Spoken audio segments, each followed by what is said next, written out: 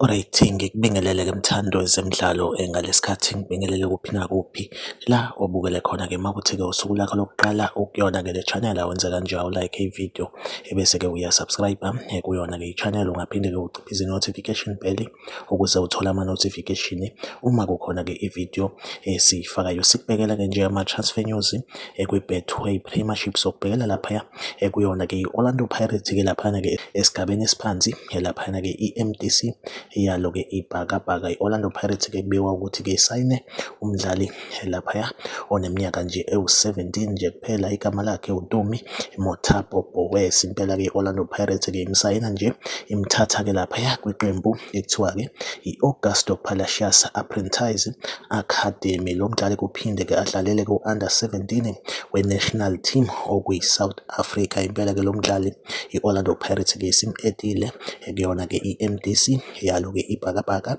laphaya kwidiski challenge. Iyona update engiyiphethe njengamanje, like ividiyo usubscribe kuyona-ke i-channel. Mina nawe ngizohleze ngikhona ngulethele-ke ama-transfer news yakhona-ke kwi-Betway Premiership. Okwamanje-ke ividiyo ethiwa sibambe la, nisale kahle.